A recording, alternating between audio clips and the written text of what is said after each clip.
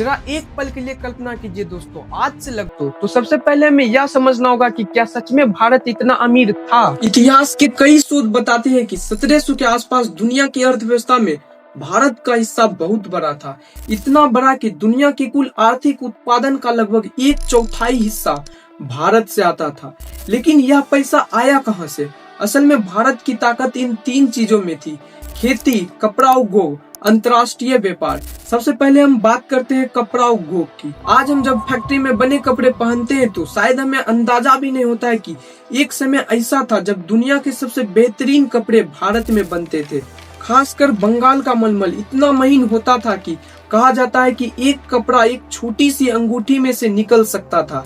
भारत के सूती कपड़े इतने लोकप्रिय होते थे कि यूरोपीय व्यापारी उन्हें खरीदने के लिए भारत आते थे। अब बात करते हैं मसाले की। आज हमारे लिए मसाले आम चीज है, लेकिन 500 साल पहले यूरोप में मसाले बहुत कीमती माने जाते थे, जैसे काली मिर्च, इलायची, लौंग। इन मसालों की कीमत इतनी होती थी कि व्यापारी इन्हें खरीद कर उन्हें कई गुना ज्यादा में बेचते थे। दुनिया के कुछ प्रसिद्ध हीरे भारत के खदानों से निकले थे। संजू, पहले तो ये बताइए, ये जो खदान हमें दिख रही है, ये कौन सी खदान है?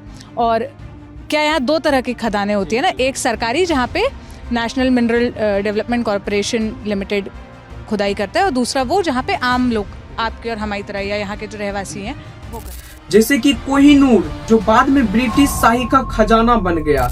इन सब कारणों से भारत उस समय एक ग्लोबल ट्रेड हब बन चुका था। यहाँ सिर्फ यूरोप ही नहीं बल्कि कई देशों के व्यापारी यहाँ आते थे व्यापार करने के लिए। अरब, फारस, चीन, मध्य एशिया, और पूरे व्यापार को नियंत्रित कर रहा था मुगल एम्पायर। लेकिन इतिहास में अक्सर एक ऐसा मोड़ आता है कि जब कोई साम्राज्य बहुत बड़ा और शक्तिशाली बन जाता है तो समय के साथ उसमें दरारें भी आने लगती है। ठीक यही हुआ मुगल साम्राज्य के साथ।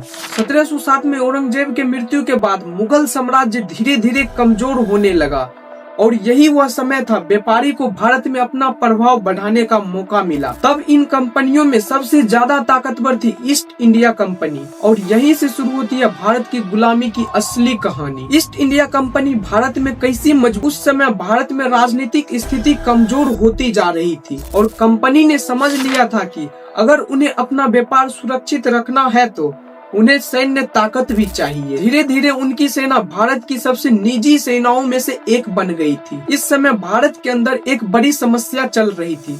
मुगल साम्राज्य कमजोर हो चुका था। 1707 में औरंगजेब की मृत्यु के बाद कई प्रांत स्वतंत्र होने लगे। भारत छोटे छोटे राज्य में बट गया, जैसे बंगाल, मराठा साम्राज्य, हैदराबाद, मैसूर, सिख साम्राज्य। इन राज्यों के बीच अक्सर युद्ध होते रहते थे, और यही वह मौका था जिसका फायदा उठाया ईस्ट इंडिया कंपनी। कंपनी ने सीधे युद्ध करने के बजाय एक बहुत चालाक रणनीति अपनाई। उन्होंने भारतीय राजनीति के साथ हस्तक्षेप करना शुरू कर दिया। कई बार वे एक राजा की मदद करते तो कभी दूसरे राजा के खिलाफ। लेकिन इतिहास में एक ऐसी घटना हुई जिसने सब कुछ बदल दिया। एक ऐसा युद्ध जिसके बाद ईस्ट इंडिया कंपनी सिर्फ व्यापारी नहीं रही बल्कि भारत की असली ताकत बन गई थी। यह युद्ध था बैटल ऑफ प्लासी की। लेकिन अभी तक ईस्ट इंडिया कंपनी सिर्फ एक ताकतवर व्यापारी थी, शासक नहीं।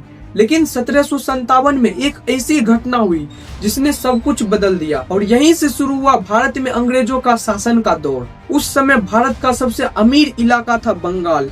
बंगाल में बहुत उपजाऊ जमीन थी। कपड़ा उद्योग बहुत बड़ा था, और व्यापार से भारी दौलत आती थी। इतिहासकार कहते हैं कि उस समय बंगाल एशिया के सबसे समृद्ध क्षेत्रों में से एक था, और इस पर शासन कर रहे थे Siraj ud-Daula. East India company धीरे धीरे बंगाल में अपनी ताकत बढ़ा रही थी।